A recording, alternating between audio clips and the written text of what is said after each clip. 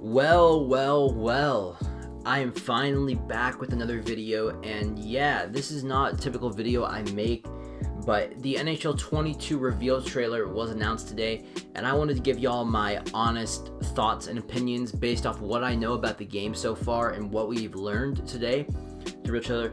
Now, guys, I'm sorry I haven't posted any content. NHL 21 kind of just got stale for me. I haven't got really busy, but trust me, I'll have another update video soon. I have secured my PS5 officially. PS5 is plugged in, it's ready to go. PS5 gameplay coming next year for games. I'm really excited for y'all to see the content I can pull off with the PS5. But let's get right into the NHL Reveal trailer. So it was somewhat underwhelming, but I expected that out of a Reveal trailer. And I always tell people with these sports games, you have to be cautiously optimistic with how the sports games are treated. And this is not any different case with that. But the information that I found out through the EA website and through other sources that I know in the community of YouTube NHLers, smaller guys, but that have inside information. I've checked Twitter, I've DM'd a couple of YouTubers and stuff like that. I won't go into it, but basically, the game this year, it's gonna be good. I don't want people to think the game's not gonna be good. There is one main glaring issue right now with the game that we know for sure, and I guess before I don't want to rant about that first. I want to start with the good stuff. First off, let's just start with the trailer. First of all, the Frostbite engine is finally coming to NHL 22, the franchise. It's been on Madden for about 3 or 4 years now. The Frostbite engine is here, and I have to say, oh my god, it looks freaking fantastic. The Frostbite engine is, if you don't know, it's the engine. It was originally made by the Battlefield people. It's made for shooters, and the engine, it hasn't really worked out for sports games that well. Not a lot of people think it ruined Madden, it ruined FIFA, it made it too arcade. The animations weren't good with the Frostbite engine, but if we're just talking about visuals, the Frostbite engine is visually appealing, and the NHL series has definitely been lacking in the graphical visual area. There's been no face scans. I know Sports Gamers Online reported earlier this year that the NHL team in Vancouver, they were flying out, they were getting way more player scans in the game this year, and that kind of alluded they were going to Frostbite.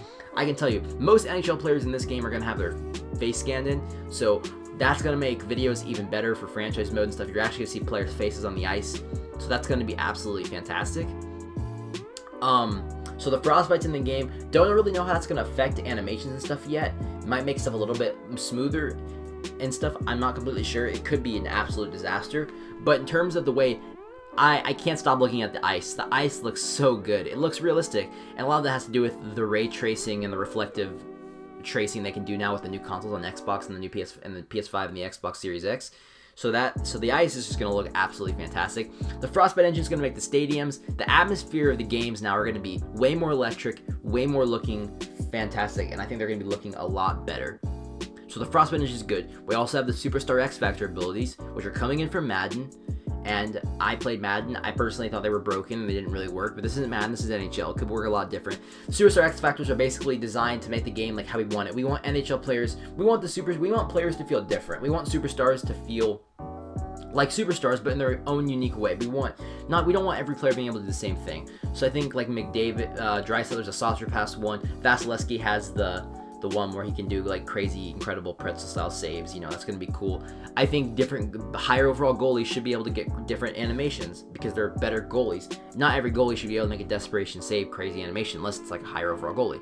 Same thing with Austin Matthews having his one where if he comes out of a deke and he shoots a snapshot, he gets the boosted accuracy. That's going to be really good.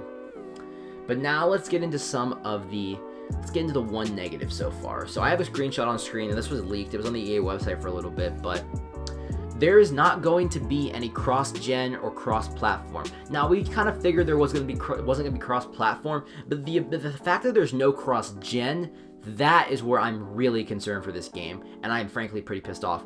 So cross-gen, if you don't understand, that means PS4 can't play with PS5 and Xbox One can't play with Xbox Series X. So there's not going to be cross-gen. So essentially, the NHL game already has the smallest community.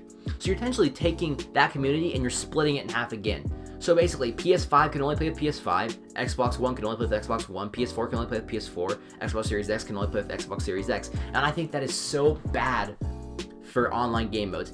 EA SHL this year, or World of Shell, I'll just call it ESHL, in for the new consoles, it's going to be a ghost town because barely anybody have new consoles. No one is going to be able to find games. There's going to be barely anybody playing. It's going to be a disaster. I think it's going to be. They're going to have to change that within the first couple months of the game, if they can even do that. I don't know if they even can do that, but that there being no cross-gen is going to break. It's going to ruin the game, I think. It's going to make it like a ghost town for the new consoles. There's not going to be anybody on the games. Everyone's still going to be on PS4. And I'm really scared for what that can do to the game. So that's my only negative so far. We really don't know anything about the game modes. I read in the leak that Be A Pro is getting multi-season storylines, which would be absolutely awesome if we get multi-season storylines in Be A Pro, so that's one season. I really hope we get the CHL back, that we play a full season. But let's get into some positive news. So I have it up on the screen, a screenshot. It says, franchise mode will include the expansion option, giving fans to create a 33rd team. So you can create a 33rd team in franchise mode, and you'll have the Seattle Kraken. While franchise mode overall will have a new scouting and line chemistry metas. This is so important for us franchise people. Thank the lords at EA if this is true, if this leak is true. But if we're getting new scouting, oh my god, I'm just a nerd, so of course I'm gonna love scouting the way we can get even more in depth with the scouting. But new line chemistries. The chemistries in this game for getting lines and coaches are absolutely garbage. Snipers, playmakers getting +5s, all that bullshit. Nobody wants that. We need something more structured, something that's more fluid, that like if a player plays with a certain player, it can develop over time, because that's how chemistry works in real life. I don't want any of this player type making certain players different, +5 or +3 on the lines. I don't like that. I think we can find a way more efficient system for that. So the fact that it looks like we're going to be getting an overhauled system for that is absolutely marvelous. So, and then the other thing, Clappy put out a tweet today that he's the community manager, and it says, ESHL, we are finally going back to the pre-PS4 days. ESHL builds are going to be fully customizable again, which means for your newer players, you're not going to be everyone's not going to have a set build out of 79 overall player. If you didn't know, the ESHL builds, all of them are 79s straight. So what that means now is, the more you play the game, you get points to upgrade your player. You can get a 99 player with 99 in every stat if you grind enough. It's full on. The more you play, the more you get to upgrade your player. So it's not pay to win, it's play to win. The more you play the game, the better your player can be. And that's the way it should be. If you play the game a lot, your player should be really freaking good. And you can upgrade your stats. Now, could this get a little broken like NBA 2K15 was? Yeah, it could, but I think this is the best way. I don't want to be capped. If I want to build a forward and then I want to be really good at passing, be really good at shooting, and still be able to do cool deeks and stuff. I don't want to be limited in that way. If I want to be a defenseman, if I want to be a true 2A defenseman, I want to have a high 90 shot but still be able to defend. You can do that with this. It opens up so much possibilities now to where you can fully upgrade your guy. It's gonna be so much fun, guys. But we go back to the negative that ESHL is not going to have anybody to freaking play the game because you can't cross gen. There's no cross gen. So that's really all I have to say right now. I liked a couple of the animations I saw in the trailer with Malkin using that new puck protect. It looks like a new puck protect animation where you'll actually shield the guy with your hand like you do in real life. That's very good. Other animations, I didn't really see any other big ones besides the Malkin puck protect. The puck pickup with the Colorado guy going back, that looked kind of cool. Maybe you can catch the puck more in stride on the edges. Saucer pass looked kind of sick. But other than that, we don't really know much. I can for sure say the beta is coming out next week. Now, I applied for the beta before I knew I was getting a PS5 because it was just kind of random. It just kind of happened. I'm not gonna go into the details on that. It just popped up. I had to buy it. But nah, so we're not gonna really. I'm gonna play the beta on the PS4 unless I can tell EA I can have a PS5. But I'm gonna play the beta on the PS4. So I'll give you all another update video on my impressions of the beta so far when I play it next week.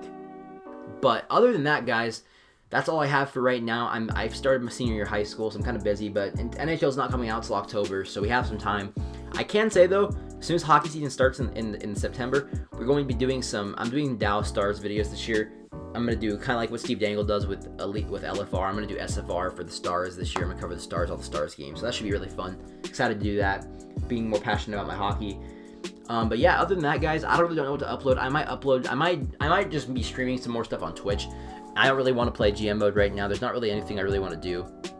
I'm kind of just waiting for NHL22 to come out and then I can start because I really don't want to upload NHL21 right now because I don't really enjoy it.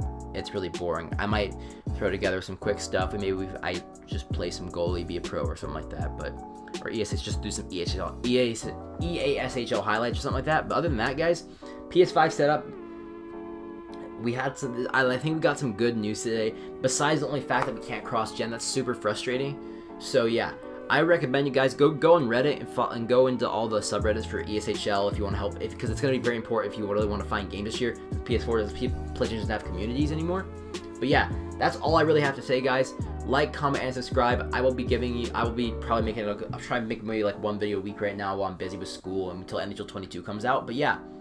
Hope you guys enjoy, and keep a lookout. I will have more videos coming out. We're looking at trailers and stuff for the game. I'll probably have a video out next week talking about the beta. So yeah.